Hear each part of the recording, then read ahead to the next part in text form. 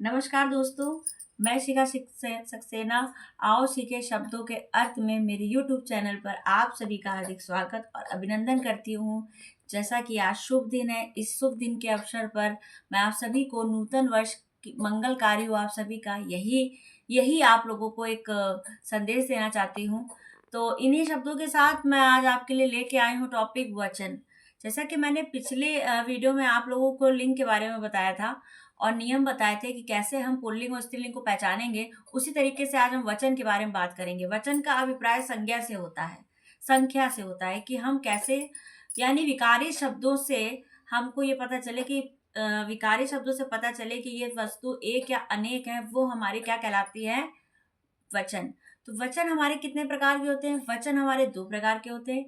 पहला होता है एक वचन, दूसरा होता है बहुवचन। एक वचन से क्या होता है? एक वचन ये है जिसमें विकारी शब्दों से हमें एक एक वस्तु या पदार्थ का बोध या ज्ञान होता है, वो हमारा एक वचन कहलाता है।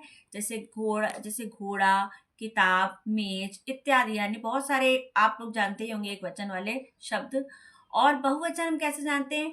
बहुवचन में ये होता है जो विकारी शब्दों से हमें एक या एक से अधिक पदार्थ या वस्तुओं का ज्ञान होता है, बोध होता है, वो हमारे बहुवचन कहलाते हैं। जैसे घोड़ा का घोड़े हो जाएगा, पुस्तक का पुस्तकें हो गया, किताबों का किताबें हो गया, ये बहुवचन फॉर्म में हो गए आपके।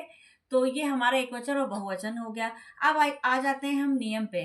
तो कुछ नियम होते हैं जिससे हम पहचान सकते हैं। जैसे कि मैंने आकारांत यानी बड़ा आ, आकारांत पुल्लिंग तद्भव संज्ञाओं में हमेशा ए लग जाने से हमारे वचन जो होते हैं वो बहुवचन बन जाते हैं।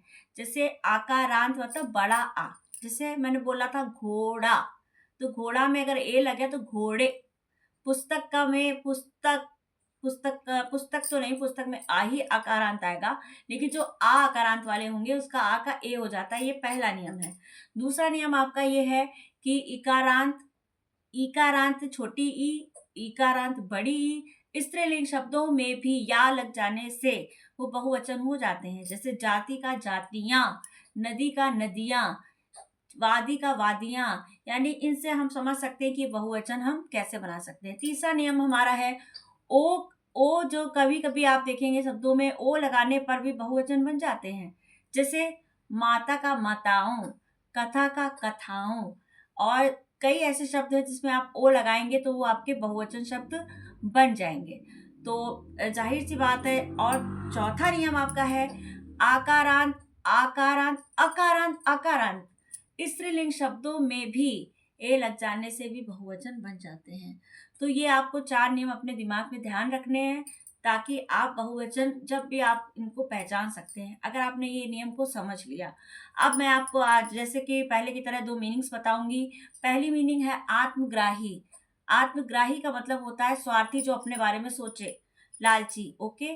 और दूसरा हमारा शब्द है, आज हमारा जो दूसरा शब्द है आग। आग माने होता है मूल्य या दाम, जिसको हम प्राइस से कीमत कहते हैं। तो इन्हीं शब्दों के साथ मैं विदा लेती हूँ। कल मैं आपको फिर एक नए टॉपिक के साथ मिलूंगी। नमस्कार।